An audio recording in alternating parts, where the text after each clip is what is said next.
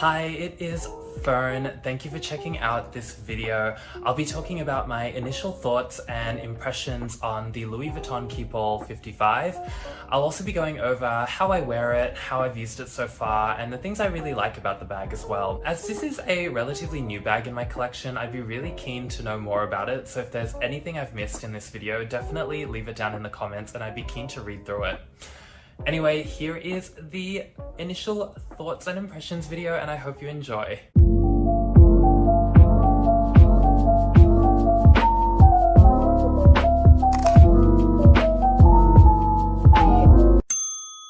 So, the Louis Vuitton Keepall, a very iconic and timeless travel bag that has sort of survived different fashion cycles.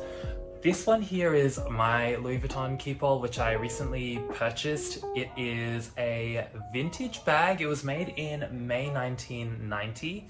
And I specifically wanted a vintage Keepall as well. I was sort of tossing between a classic monogram Keepall or the monogram Eclipse, and I was specifically looking for a size 50 or above. So a little bit of, I guess, basic knowledge about the Keepall. It comes in several different sizes, but the traditional sizes, I guess, would be the 45, 50, 55, and 60, and that just represents the length of the bag. For me and my Keepall, I have here a Keepall 55, so it's 55 centimeters across. There are two different types you can get. So you can get a bandolier, which comes with a shoulder strap, and one without. So mine does not have the bandolier, so that would usually be a leather strap running down the side, and then you have your shoulder strap that attaches up here, and you can essentially, hang it onto your shoulder. So a little bit of backstory with my Keepall. I knew I had been wanting one for quite a few years, and I've sort of been thinking about it, never really jumping into it.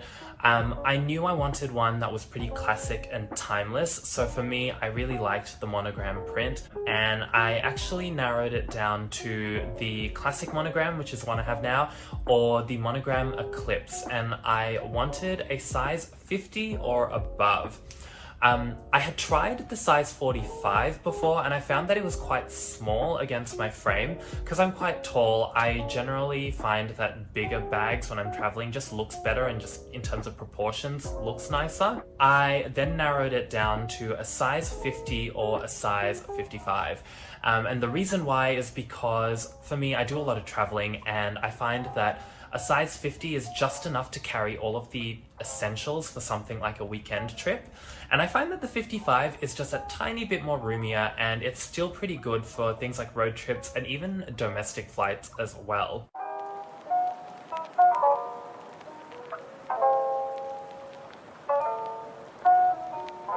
So I'll go over some of the features of the bag and the things I really like about it. So as I mentioned, mine is a 55, so it is huge. Like you can see right now against me, it looks massive.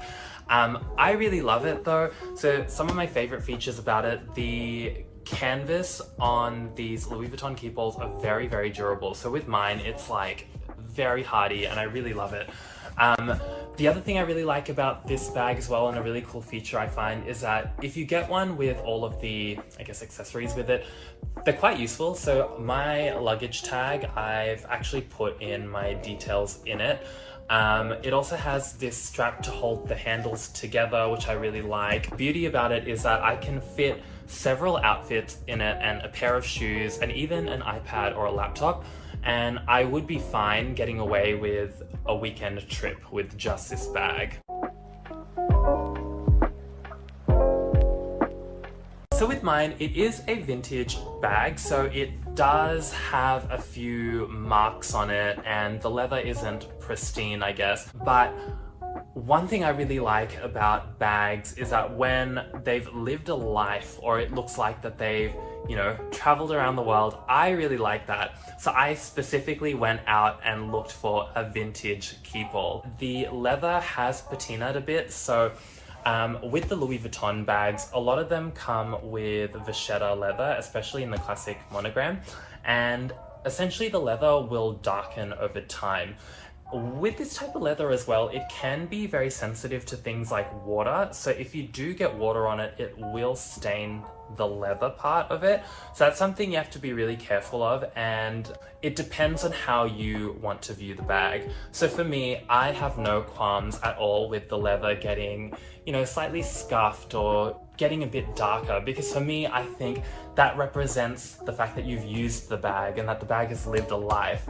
So when I bought mine, it did come with a small watermark at the bottom there, which again, when I was talking to the sales assistant at the consignment store, they mentioned it, but I really had no issue with it because I think it's like a little battle scar from its travels. With this bag as well, it comes with a double zipper at the top, so you can zip both ways. So you can see here, I've got mine stuffed with pillows, so essentially I want to keep its shape, so that's why I've stuffed it.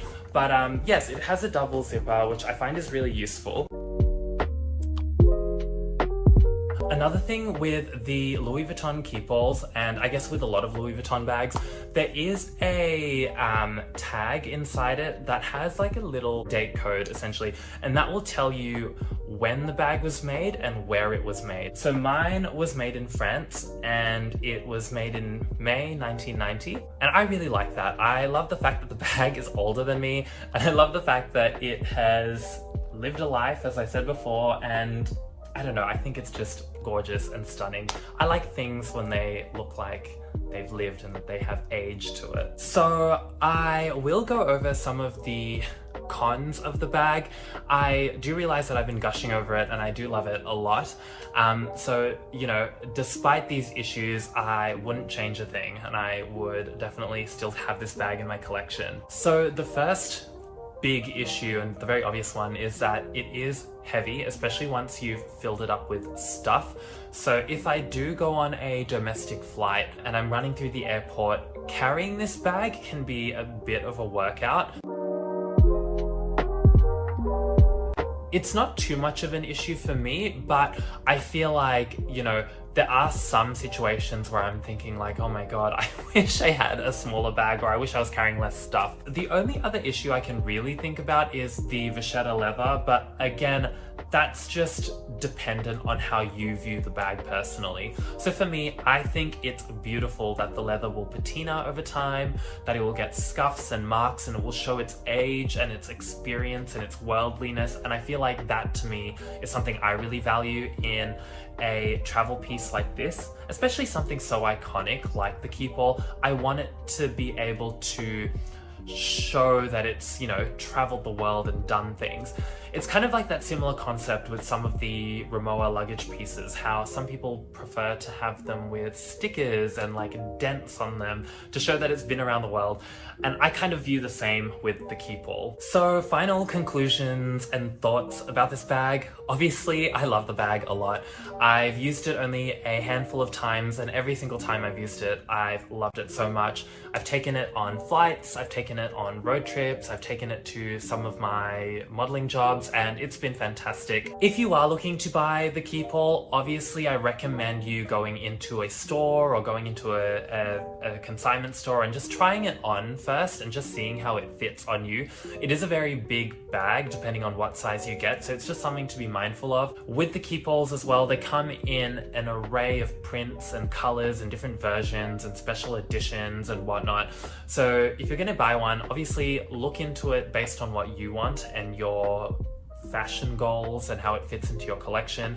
For me, I wanted something very vintage and timeless and iconic, and I'm also very happy with the fact that it will show its age. So that was just something I knew I wanted when I was shopping for it.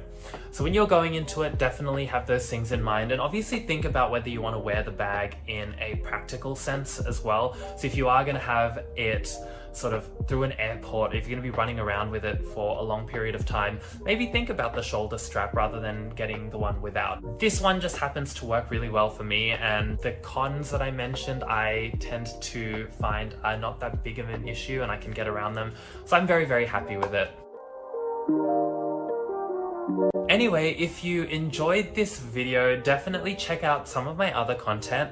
I mainly talk about lifestyle stuff, so things like fashion, real estate, and travel, and just things that fall into my general interests.